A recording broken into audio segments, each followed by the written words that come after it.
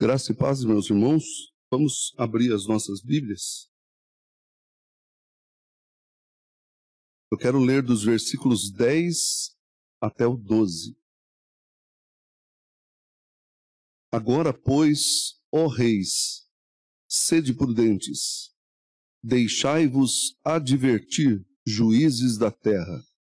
Servi ao Senhor com temor, alegrai-vos nele com tremor. Beijai o filho, para que se não irrite, e não pereçais no caminho, porque dentro em pouco se lhe inflamará a ira. Bem-aventurados todos os que nele se refugiam.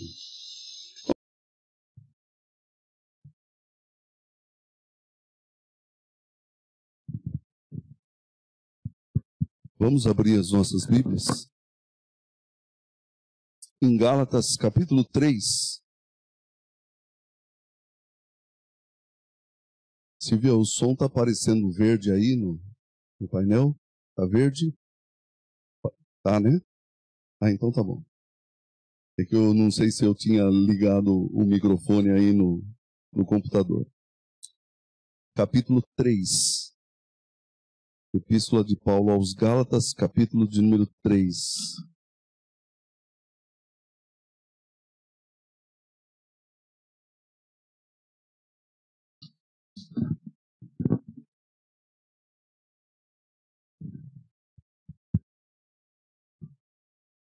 Nós vamos falar, irmãos, sobre igreja da graça versus a igreja da lei. Então vamos ler primeiro o texto. Eu vou ler só os 5 primeiros versos. E depois a Silvia vai colocar para vocês os demais, se eu conseguir chegar até o final, né? Ó Gálatas insensatos, quem vos fascinou a vós outros, ante cujos olhos foi Jesus Cristo exposto como crucificado? Quero apenas saber isto de vós: recebestes o Espírito pelas obras da lei ou pela pregação da fé? Sois assim insensatos que, tendo começado no Espírito, estejais agora vos aperfeiçoando na carne? Terá sido em vão que tantas coisas sofrestes, se na verdade foram em vão? Aquele, pois, que vos concede o Espírito e que opera milagres entre vós, porventura o faz pelas obras da lei ou pela pregação da fé? Meus irmãos, eu quero destacar algumas coisas aqui, que a gente já falou, mas é sempre bom a gente lembrar. Por que Paulo escreveu aos Gálatas? Lembrando para vocês que Gálatas não é uma igreja específica, mas são igrejas, Derbe, Listra, Icônio, Troade, várias cidades, era chamada região da Galácia. E Paulo estava pregando o evangelho lá, ele passou por lá, só que logo depois que ele passou, ele começou a fazer outras missões, a igreja começou a mudar o evangelho. E a pergunta é, por que as igrejas estavam mudando o evangelho?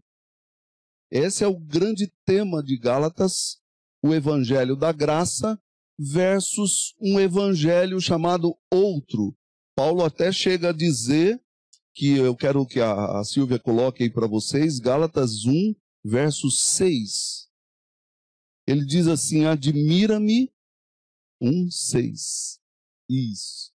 Admira-me que estejais passando tão depressa daquele que vos chamou na graça de Cristo para outro evangelho. Então eles estavam vivendo, assim, uma espécie de mudança do conteúdo original do evangelho, mudando para outra coisa. Esse, a gente falou já aqui, do perigo da igreja começar a pregar um evangelho esquisito. Um evangelho que não tem nada a ver com Jesus, um evangelho meio deformado, e a gente começa a perceber por que as igrejas da Galácia estavam voltando para trás. Foi o tema que eu preguei também há alguns domingos, umas quartas-feiras, né, atrás.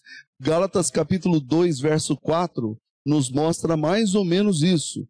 A Silvia vai colocar para vocês ali, ó, 2:4.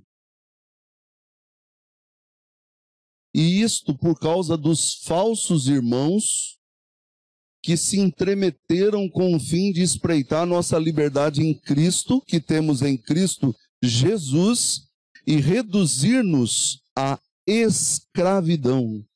Em outras palavras, o que o apóstolo Paulo está dizendo aqui é que tinha alguns irmãos que estavam entrando na igreja, e eu quero lembrar os irmãos, falso ensino entra na igreja através de pregadores como eu, sabiam? Às vezes esses falsos ensinos estão nas nossas casas pregando, e a gente está escutando isso e fala assim, nossa, que bonito, mas a gente vai ver o conteúdo e o conteúdo não é bom. É isso que nós estamos falando. Igrejas vão sendo disseminadas ou vão espalhando a missão de Cristo, mas no meio vai o joio. E são esses falsos irmãos que tentam tirar a nossa liberdade em Cristo Jesus. E aí Paulo, nós falamos sobre isso a semana passada, Paulo estava dizendo que tinha alguns que estavam tentando tirar essa liberdade, e até Pedro e Barnabé caíram na questão deles. Por que igrejas estavam sendo racistas e sem amor para os outros? É muito interessante nós notarmos que a igreja, ela tem um caráter de pregar a palavra de Deus, ela não pode deturpar essa palavra, mas ao mesmo tempo a igreja não pode ser racista, ela não pode ser misógina, que eu falei para vocês, que é quando você começa a colocar a mulher como abaixo dos homens, né? Isso é pecado. E quando você começa a desprezar as pessoas por causa da cor da pele e coisas assim, nós estamos vivendo o que não é o evangelho. Isso é qualquer outra coisa menos o evangelho de Cristo. E nós falamos sobre isso. Então o apóstolo Paulo, no capítulo 2, verso 14, ele dá uma posição muito forte para a gente saber o que estava acontecendo lá. Ó. Quando, porém, vi que não procediam corretamente segundo a verdade do evangelho, eu disse a Pedro, a Cefas, na presença de todos, se sendo tu judeu, vive como gentio e não como judeu, por que obrigas os gentios a viverem como judeus? Eu creio que aqui tem um dado muito importante para mim e para você. Sempre quando você pregar o evangelho, você não deve impor nada para os outros segundo você. Deixa Deus resolver isso com a pessoa.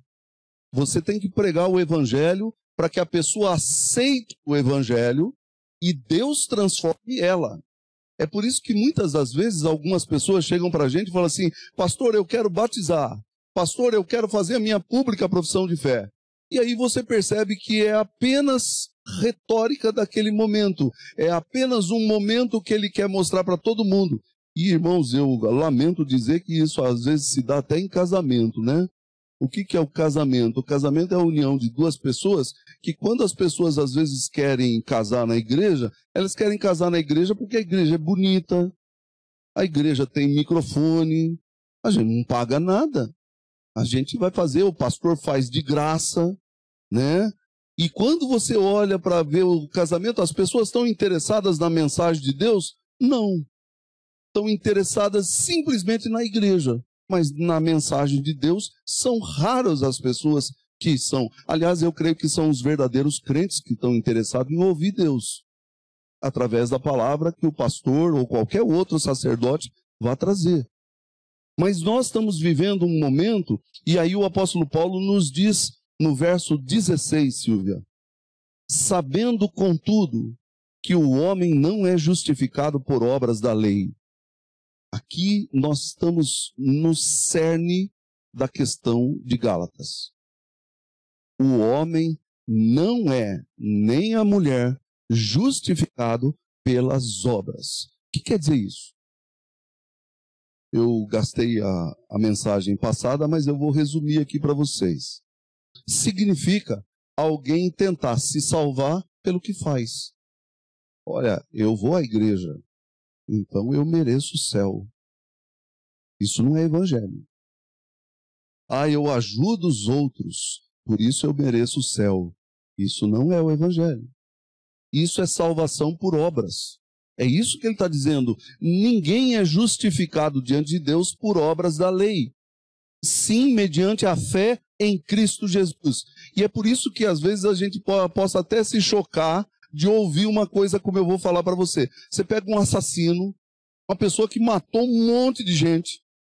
No último instante de sua vida, ele crê em Jesus e pede perdão, ele é justificado pela fé. Aí você vai dizer, mas isso não é justo. Isso é graça. A graça é assim.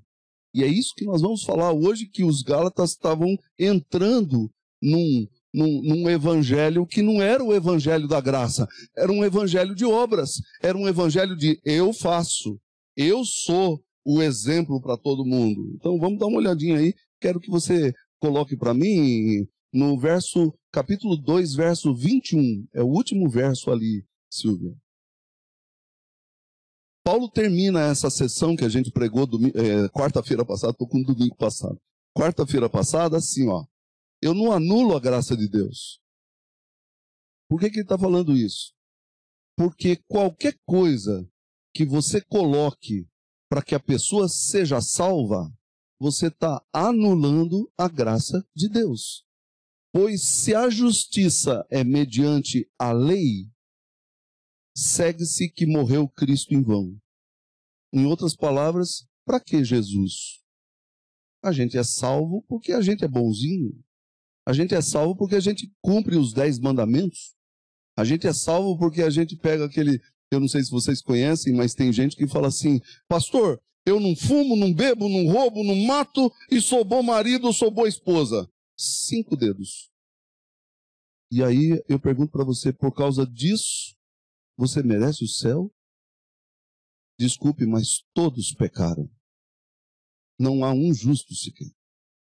Então agora vamos dar uma olhadinha aqui nas palavras de Paulo, que ele começa no verso 3. Ó Gálatas insensatos. Meus irmãos, eu estava procurando saber o que significa essa palavra. Paulo está dizendo aqui que essa palavra significa assim, vocês não têm cabeça, vocês estão loucos. Ó Gálatas sem cabeça. E eu creio que uma pessoa que conhece a graça de Jesus e volta para a lei, ele só pode ser louco. E vocês vão perceber pelas perguntas que Paulo faz, essa é a primeira pergunta que ele faz.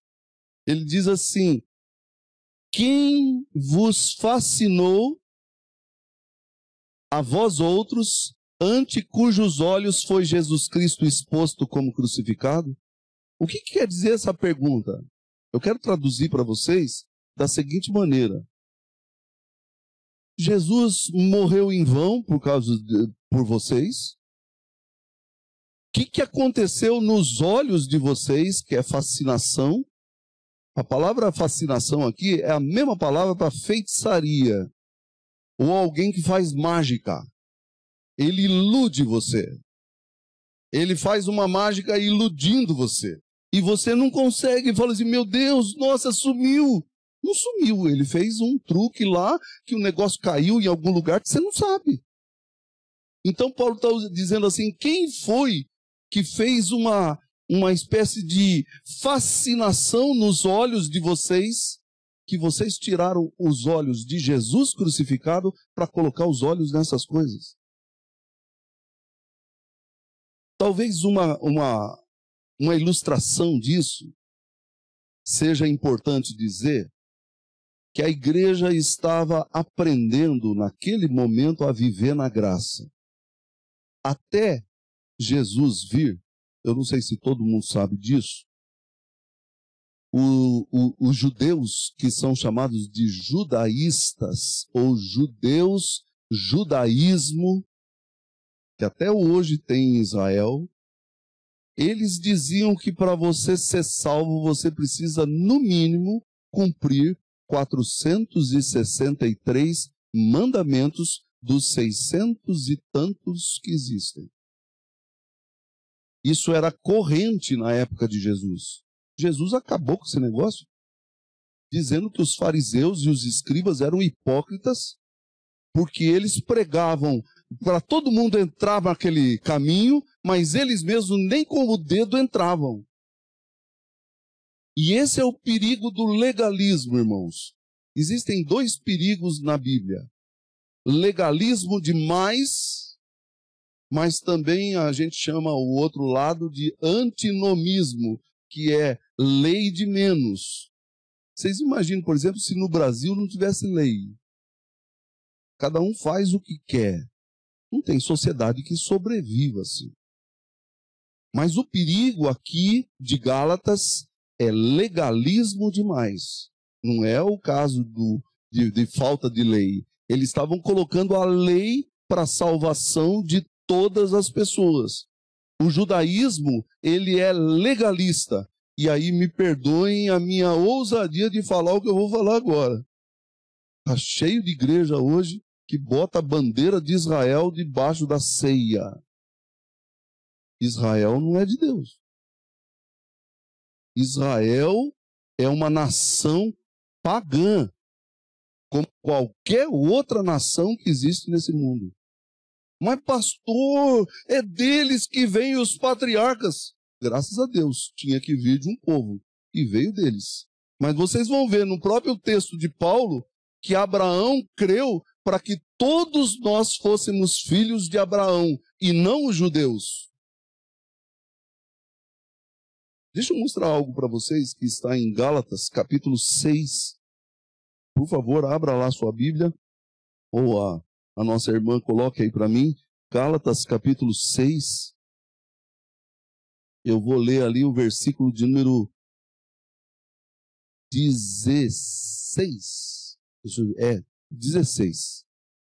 Ele está terminando a epístola de Gálatas, ele diz assim: a todos quantos andarem de conformidade com esta regra, paz e misericórdia sejam sobre eles e sobre todo o Israel de Deus. Ele está falando com uma igreja gentia, uma igreja que não era de judeus, porque ele está entendendo que Israel não é o Israel geopolítico lá daquela nação lá, mas são todos aqueles que creem em Cristo, filhos de Abraão.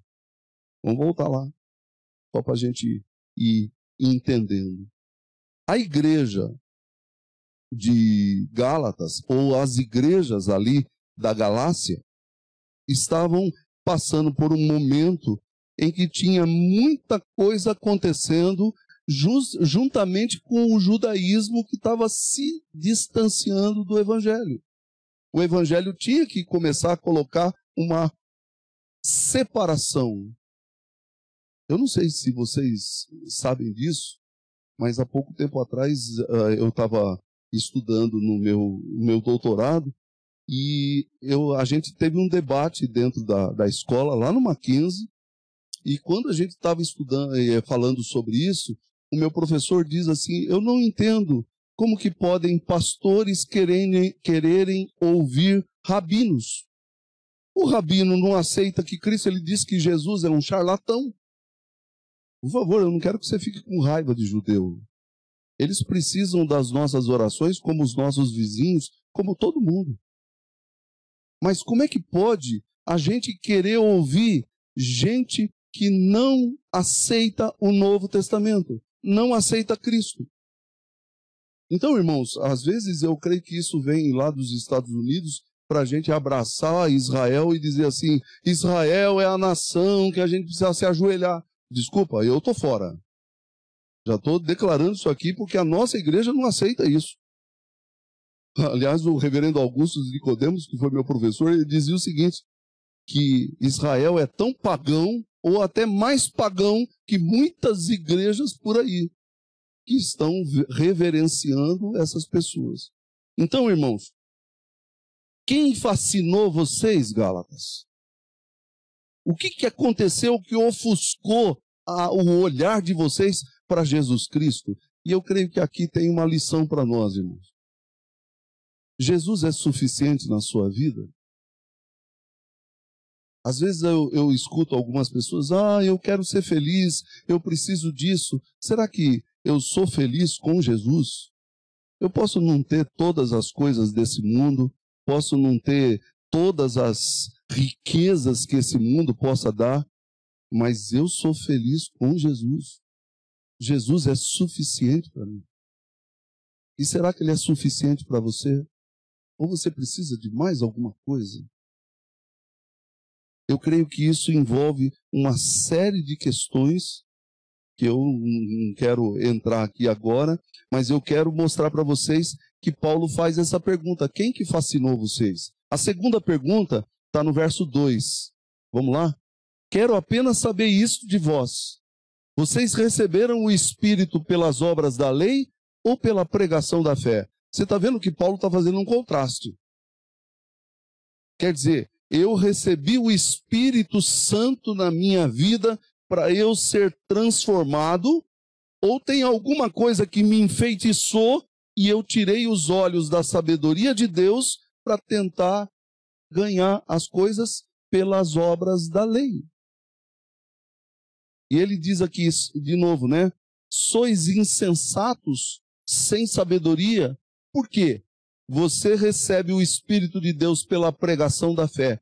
E aqui tem um detalhe que eu acho que é muito importante dizer. A fé vem pelo ouvir. Vocês que estão ouvindo aqui, e quem mais está ouvindo essa mensagem, se você olhar, Deus está falando com você e está trazendo ao seu coração o Espírito de Deus para que você creia no Evangelho. E a fé vem pelo ouvir, e o ouvir da palavra de Cristo. É por isso que você não pode confundir o que é periférico com aquilo que é verdadeiro. Por isso que aqui Paulo está dizendo assim, vocês receberam o Espírito de que jeito? Por obedecer à lei ou pela pregação do Evangelho pela fé? Vocês começaram no Espírito e agora vocês estão se aperfeiçoando na carne. Verso 3. Olha lá. Sois assim insensatos, que tendo começado no Espírito, agora vocês estão aperfeiçoando-se na carne. O que é isso? Significa que na teologia de Paulo, há uma vida no Espírito de Deus que é de liberdade. A carne não pode ser aperfeiçoada. É a mesma coisa, irmãos. Vou dar um exemplo aqui para vocês. Cristo veio para matar o seu eu, e você fala assim, não, é no meu eu que eu vou conquistar o reino dos céus. Isso é, desculpe a palavra aqui, mas muita burrice. Alguém que começou no Espírito e agora está tentando aperfeiçoar a carne. Jesus disse que a carne para nada aproveita. Não sei se você entende o que é carne, mas não é esse tecido aqui. Carne aqui é o sentido do meu velho homem que precisa ser crucificado com Cristo. Ele precisa morrer. Enquanto o meu velho homem não morrer, eu não posso ressuscitar numa nova vida para receber o Espírito de Deus e viver no Espírito de Deus. Então ele está dizendo assim que vocês agora, vocês começaram de um jeito, ressurretos, e vocês querem voltar na vida de morte que vocês tinham. Olha o versículo de número 4. Terá sido em vão que tantas coisas sofrestes, se na verdade foram em vão? Então eu quero destacar aqui algumas coisas, que eu estava pesquisando esse texto, e eu quero que a Silvia mostre para a gente. Atos 16, versículo 1. Essa aqui é a região da Frígio-Gálata. Atos é aquele... Isso. Certinho. Chegou também a Derbe e a Listra. Havia ali um discípulo chamado Timóteo, filho de uma judia crente, mas de pai grego. Verso 2. Dele davam bom testemunho os irmãos em Listra e Icônio. Essa região é da Galácia. Quis Paulo que ele fosse em sua companhia e por isso circuncidou Timóteo por causa dos judeus daqueles lugares, pois todos sabiam que o seu pai era grego. Vamos entender algumas coisas aqui.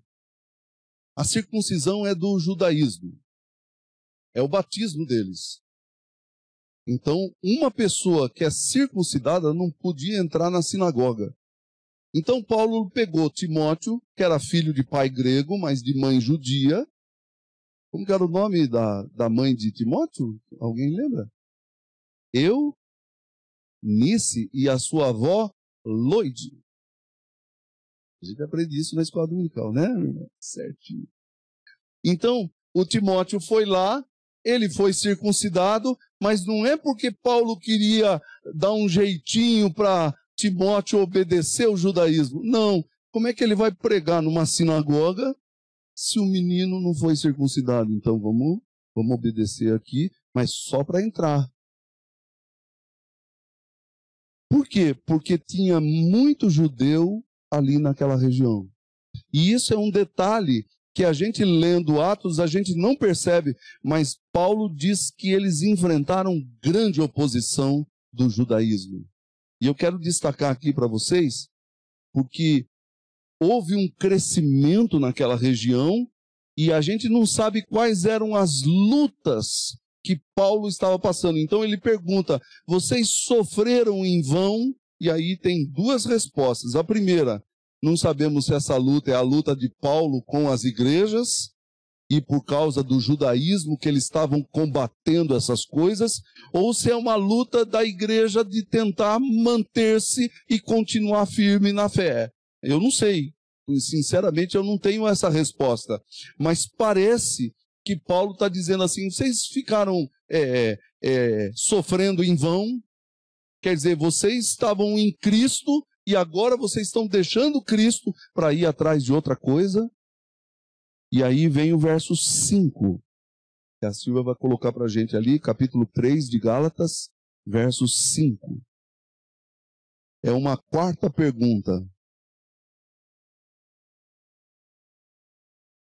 Olha lá. Aquele, pois, que vos concede o Espírito e que opera milagres entre vocês, porventura o faz pelas obras da lei ou pela pregação da fé? Essa é uma pergunta, meus irmãos, que Paulo está falando em milagre. O que é milagre? Às vezes a gente pensa em milagre apenas como a transformação de água em vinho. Isso também é milagre.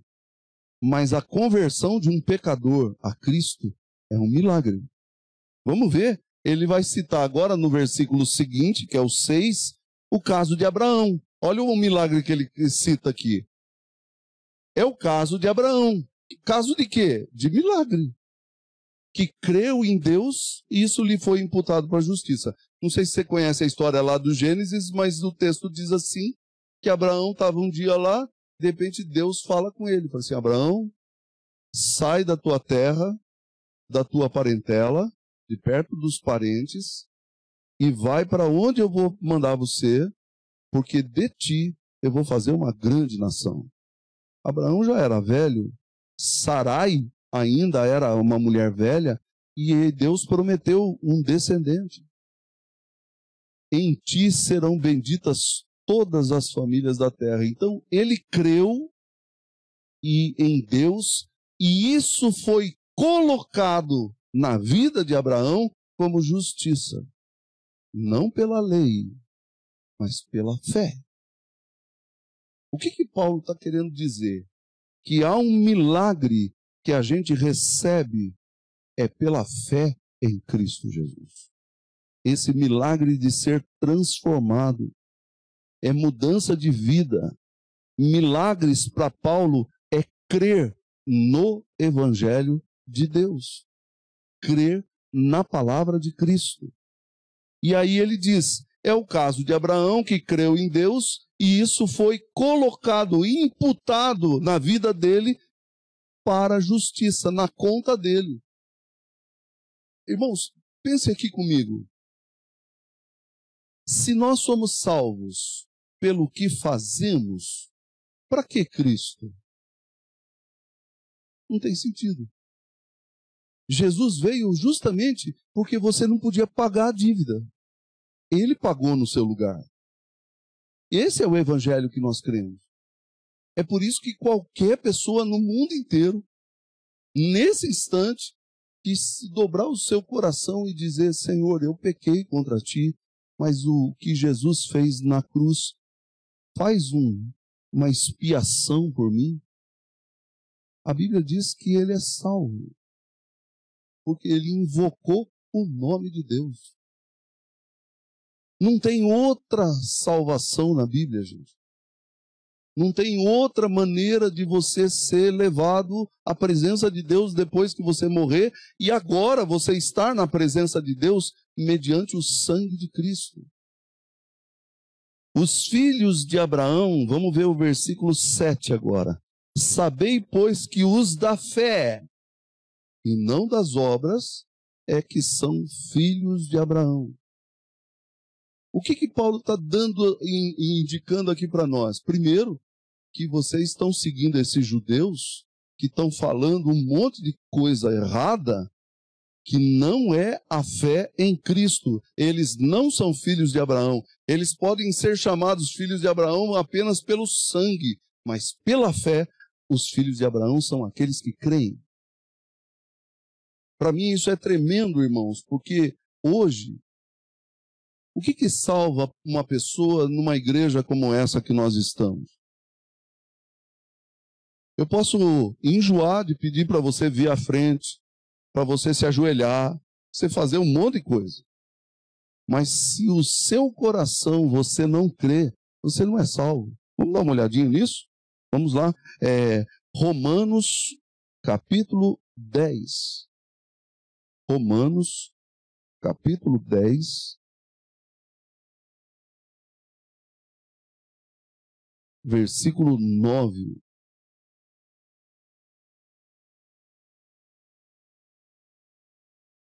Se com a tua boca confessares Jesus como Senhor. Vou parar um pouquinho aqui. Ah, pastor, é só falar com a boca? E em teu coração tiver fé, creres que Deus ressuscitou Jesus dentre os mortos, será salvo. Se você não fizer isso, desculpe, não sei você, mas você está indo para o inferno e não sabe. Porque ninguém pode cobrir os seus pecados, nem você, pelas suas obras. Esse é o evangelho. E aí, o que as pessoas fazem? Eu fui pastor em Bairro da Ilha, em Salto de Pirapora. Não sei se vocês conhecem esse lugar lá. E teve uns episódios meio estranhos lá. Primeiro me convidaram para fazer o batismo de uma criança que estava morta. Não sei se vocês já ouviram isso. Mas aí eu perguntei, por quê? Porque a gente não quer que ela vá para o inferno. Mas eu pergunto, o que o batismo é para você? O batismo é salvação.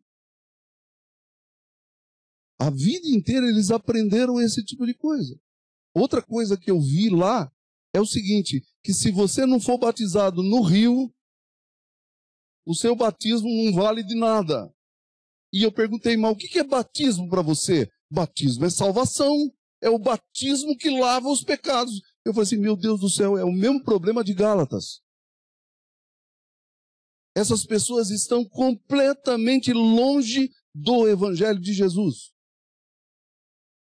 E aí a gente pergunta assim, será que as igrejas evangélicas de Araçoiaba, da Serra, estão pregando a Cristo ou estão pregando outro evangelho? Aí é com vocês. Eu não conheço tudo, eu acredito que tem pastores sérios, mas tem pastor que não vale nada. E tem crente também que não vale nada. E que não sabe nada disso que nós estamos estudando aqui. Nunca ouviram falar que a gente precisa crer em Cristo para ser salvo. Aliás, eu já vi isso dentro da Igreja Presbiteriana do Brasil, gente. Uma senhora chegou para mim e falou assim, a vida inteira eu fui à igreja, eu mereço o céu.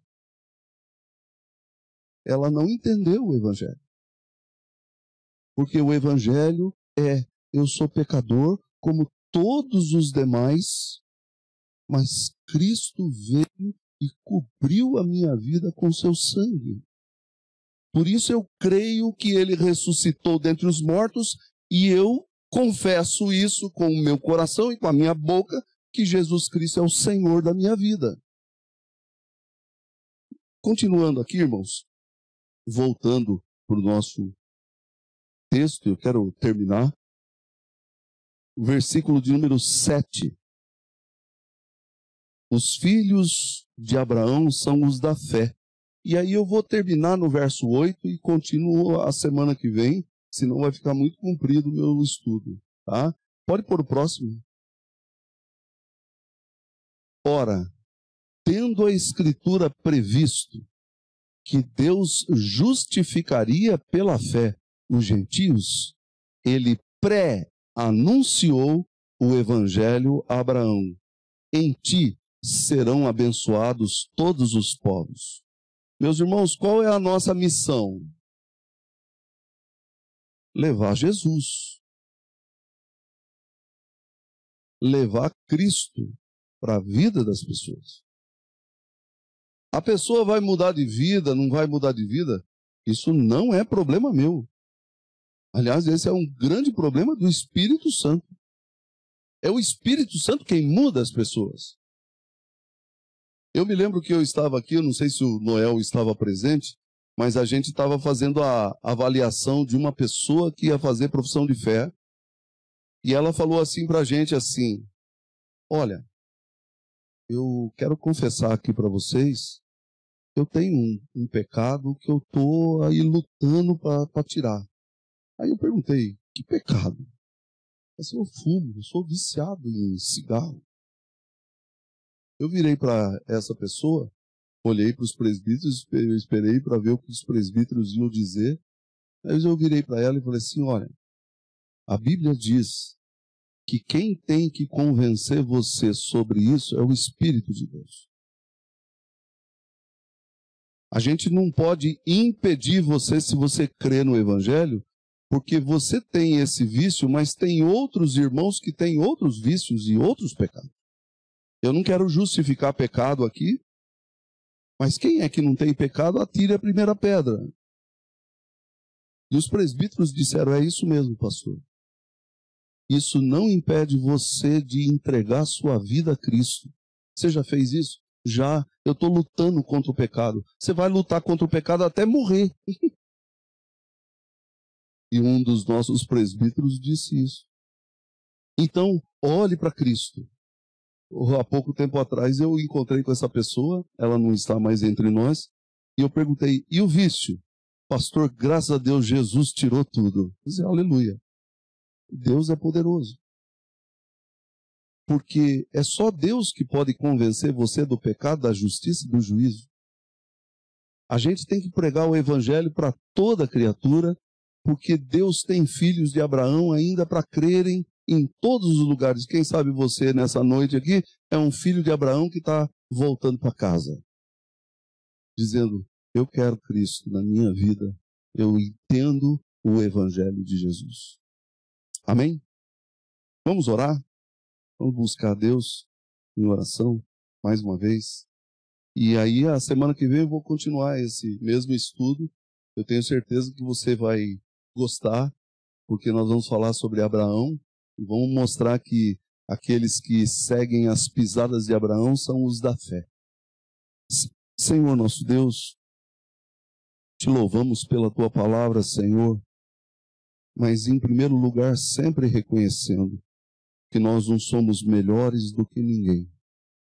Não é pelo fato de nós estarmos aqui e nem de entendermos um pouco a tua palavra que nos faz merecedores de alguma coisa. Nós não somos merecedores, Senhor. Nós somos pecadores que fomos salvos pela graça. Por isso, nessa noite, fala com o teu povo, dirige o teu povo, ensina o teu povo e dá forças ao teu povo. É a nossa oração, em nome de Jesus. Amém. Deus abençoe, irmãos, graça e paz. Fiquem com Deus, viu? Amém. Tem um chazinho lá embaixo, pessoal, para a gente... Ah, não é lá embaixo, é ali. Então tem um chazinho ali na porta para vocês aí. E os irmãos que estão na internet, venham aqui para tomar chazinho com a gente aqui. Deus abençoe.